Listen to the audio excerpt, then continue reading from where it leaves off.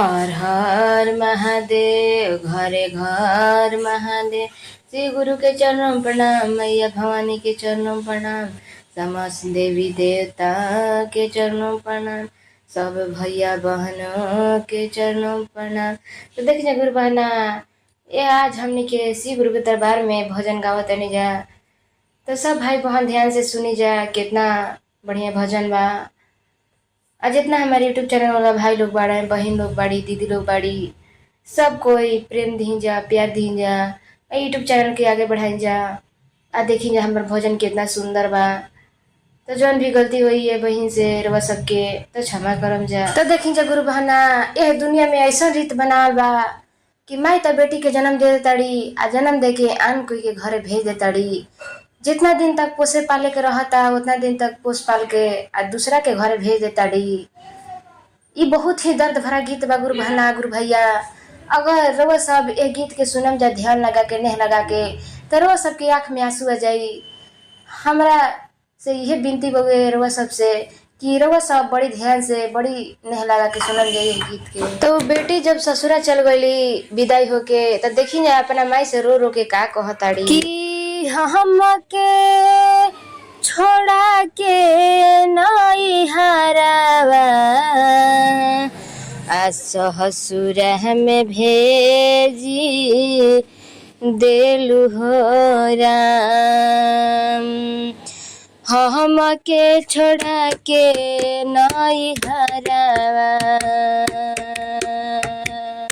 हम के छोड़ा के नई हरावा ससुर में भेजी देलु हो राम।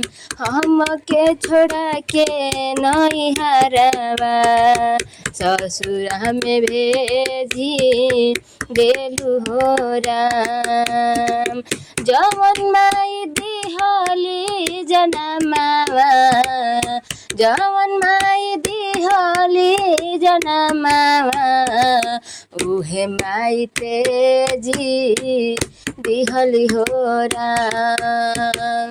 जवन माई दिहली जनमावा, जवन माई दिहली जनमावा उहे माई तेजी देली हो राम। जवन माई दिहली जनमावा उहो माई तेजी देली हो राम। तो देखिए गुरु बहना, उ लड़की अपना माई से रो रो का कहताड़ी कि माई इतना जन्म दे के हमरा के पोस पाल के बड़ा कर देली आ दूसरा के घरे भेज देली। तो देखी आगे उ का कहताड़ी। माई के अगनावा के रहनी सुगनिया हमरा के कहत रहली बेटी लक्ष्मीनिया। माई के अगनावा के रहनी सुगनिया हमरा के कहत रहली बेटी लक्ष्मीनिया। दुख औरी सुखावा के सही के हम के सहेजी दिहली हो राम। दुख औरी सुखावा के सही के हम के सहेजी दिहली हे राम। जवन माई दिहली जनमावा, जवन माई दिहली जनमावा उहे माई तेजी देली हो राम।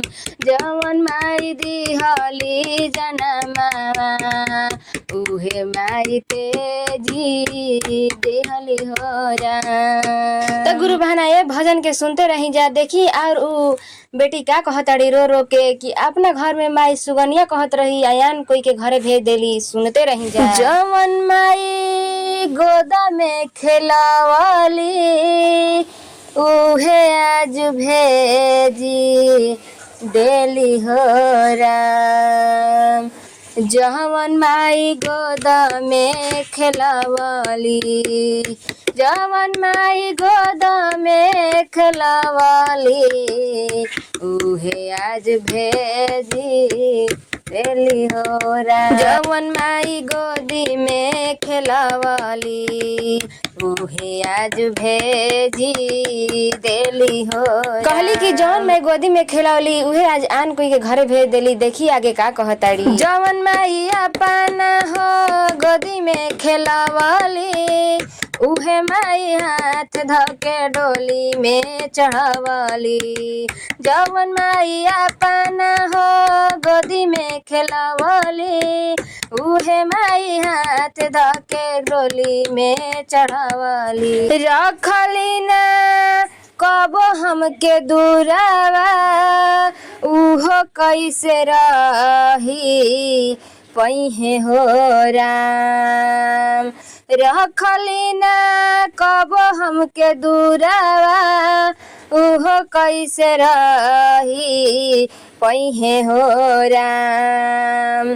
जवन माई गोद में खेलावली जवन माई गोद में खेलावली उहो हमके तेजी देली हो राम। जवन माई गोद में खेलावली उहे हमके तेजी देली हो राम। देखिए गुरु बहना जौन माई गोद में खेलौली उहे आज हाथ धके डोली में चढ़ावली। बाहरे जमाना कैसन प्रेम बा कैसन भाव बा कैसन ई जुग जमाना बा कैसन रीति रिवाज बवे। अगर जे ध्यान से सुनम जाता ये जिंदगी में दुनिया में कुछ नहीं के तब लोग के हम बा कि हम ही सब कुछ बानी। तो देखिन जाए और का कहताड़ी। कबो नहीं कहनी हम कवनो गलतिया तब काहे कैले बाड़ू पत्थर के छतिया।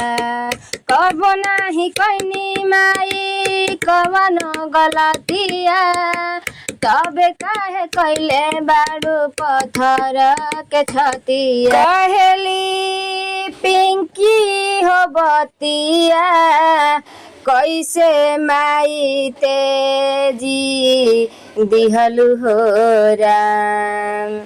कहेली पिंकी हो बतिया कैसे माई तेजी दिहलु हो राम।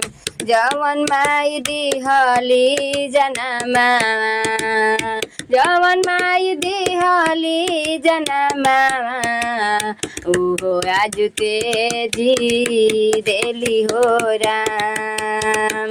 जवन माई दिहली जनमा जवन माई दिहली जनमा उहो आज तेजी देली हो राम। जवन माई दिहली जनमा उहो आज तेजी दिहली हो राम। पहिला में दया हम मांगी दूसरा में चारा चा करी हो राम। पहिला में दया हम मांगी दूसरा में चारा चा करी हो राम।